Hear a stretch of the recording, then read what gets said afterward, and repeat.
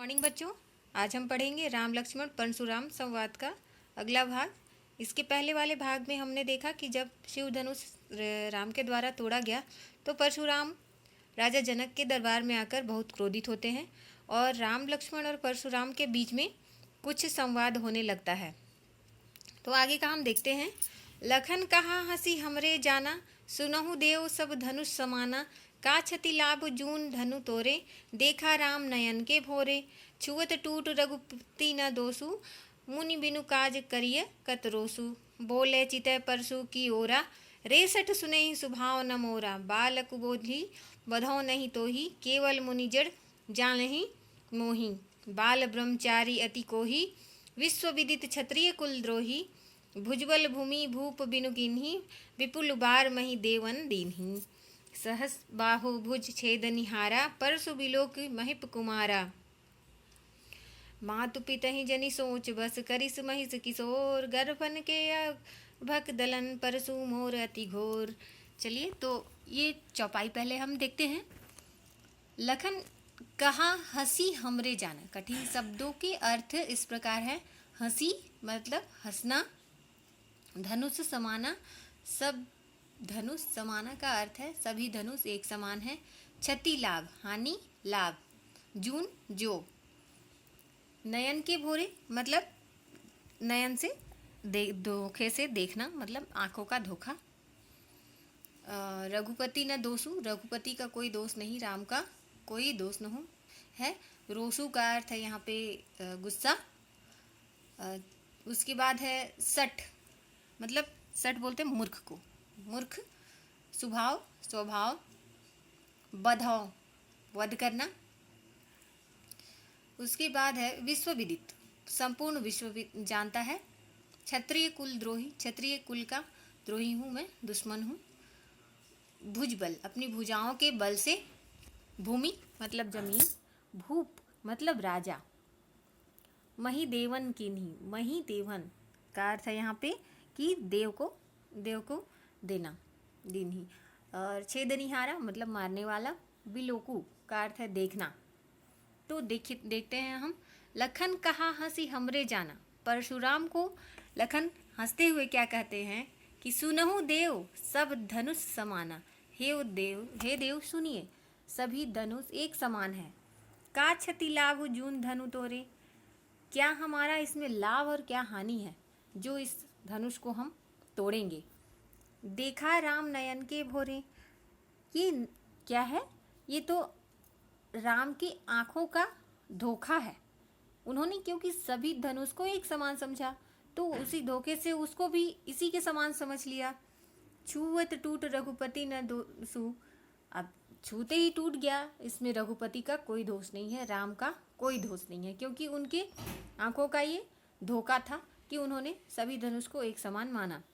मुनि बिनु काज करिए कतरोसु, अब मुनि आप बिना कारण, बिनु काज मतलब बिना कारण ही, कतरोसु मतलब आप गुस्सा कर रहे हैं, आप बिना कारण ही गुस्सा कर रहे हैं। क्यों गुस्सा कर रहे हैं बिना कारण? बोले चितय परसु की ओरा, रे सठ सुने ही सुभाव न मोरा।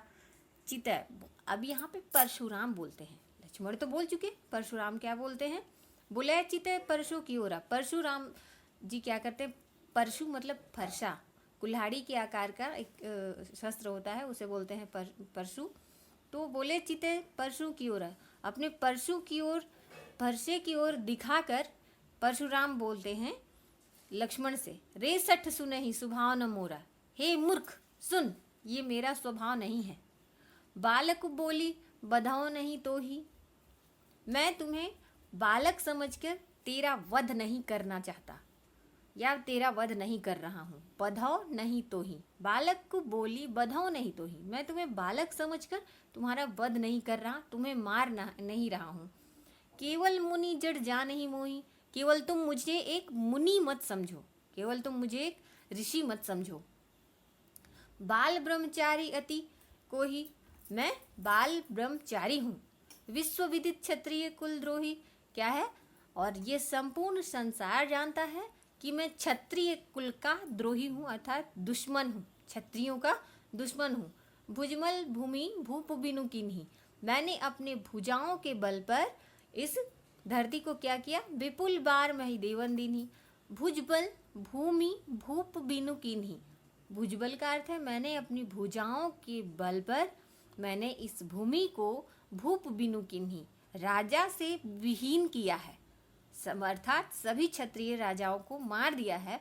और विपुल बार मही देवन दीन्ही, और विपुल मतलब कईयों बार क्षत्रिय विहीन करके इस भूमि को उन्हें किन्हें दे दिया है, देवों को दान दे दिया है। क्या कहते हैं कि मैंने इन्हें कई बार क्षत्रिय विहीन करके देव को दान में ये धरती को दे दिया है। सहस्र बाहुभुज छेदनिहारा, मैंने ही सहस्र बाहु की मृत्यु का भागी मैं ही हूँ, अर्थात मैंने ही उन्हें मारा था। छेदनिहारा सहस्र बाहु का जो वध है मैंने ही किया था। परशु बिलोकी महिप कुमारा, और परशु मतलब क्या करते हैं, अपने फरसा को दिखाते हुए क्या बोलते हैं, राजकुमार। महिप कुमार अर्थात राम लक्ष्मण से ये संवाद वो बोलते हैं। मातु पिते हुए जनी सोच बस करसी महिष किशोर, हे महिष किशोर। महिष का यहाँ पे महिप मतलब भी राजा और महिष मतलब भी राजा। हे राजकुमार, महिष किशोर, हे राजकुमार, तुम्हारे माता पिता के बारे में सोचकर या जानकर मुझे सोच बस करसी महिष किशोर, मैं तुम्हारे माता पिता के बारे में ये सोचने में विवश हो गया हूँ। क्यों? क्योंकि अब मुझे जब क्रोध आएगा तो मैं तुम्हें मार दूंगा, तो मैं सोचने में ये मजबूर हो गया हूँ कि उसके बाद क्या होगा। गर्भन के अर्भक दलन परसु मोर अति घोर, और मैं तुम्हारे माता पिता के बारे में चिंतित हूँ कि तुम ऐसे बोल रहे हो मुझे। मेरे फरसे के डर से तो गर्भ के शिशु क्या होते हैं, वो गर्भ में ही अपने प्राण त्याग देते हैं। गर्भन के अर्भक दलन क्या होता है, गर्भ के शिशु भी मेरे फरसे के डर से अपने प्राण त्याग देते हैं। परसु मोर अति घोर मतलब मेरे परसे के डर से अपने गर्भ में ही शिशु अपना प्राण त्याग देता है। तो इसका सारांश देखते हैं कि जब लखन कहा हंसी हमरे जाना, लखन हंसी से कहते हैं कि हमने सभी धनुष को एक समान समझा है, और उसके बाद हम अगर इस धनुष को तोड़ेंगे तो इसमें हमारा क्या हानि और लाभ है। और ये तो राम से धोखे से टूट गया, छूते ही टूट गया, इसमें राम का कोई दोष नहीं है, और आप बिना मतलब का क्यों गुस्सा कर रहे हैं। बोले चिते परशु की ओर, अब परशु की ओर दिखाकर परशुराम फिर बोलते हैं कि ये मूर्ख सुन, ये मेरा स्वभाव नहीं है कि अकारण ही मैं गुस्सा करूं। और बालक को बोली बधो नहीं तो ही, और बालक समझ के मैं तेरा वध नहीं कर रहा हूँ, केवल मुनि जड़ जाने, अब मुझे केवल तुम मुनि मत समझो, क्योंकि मैं बाल ब्रह्मचारी हूँ, और यह संपूर्ण विश्व जानता है कि मैं क्षत्रिय कुल का द्रोही हूँ, और अपने मैंने भुजाओं के बल से इस भूमि को कई बार राजाओं से विहीन करके इस भूमि को देवों को दान में दे दिया है। सहस्त्रबाहु को मारने वाला भी मैं ही हूँ। परशु की ओर दिखाते हुए बोलते हैं कि महिप कुमार, ये तुम देखो राजकुमार, तुम इसे दिखाते हुए बार बार फरसा को दिखाते हुए वो बोलते हैं। मातु पिता ही जन सोच बस, अब क्या करते हैं, मैं तुम्हारी माता पिता के बारे में तो हे राजकुमार मुझे बहुत चिंता हो रही है, गुस्से से बोलते हैं, क्योंकि मेरे फरसे के डर से तो गर्भ का शिशु भी अपना प्राण त्याग देता है। तो ऐसा मेरे फरसे का भय है, या जिसे आप बोल सकते हैं खौफ है। तो यहाँ पे दोनों के बीच में संवाद इस प्रकार चल रहा है। अगले संवाद के साथ हम अगले भाग में मिलेंगे। धन्यवाद।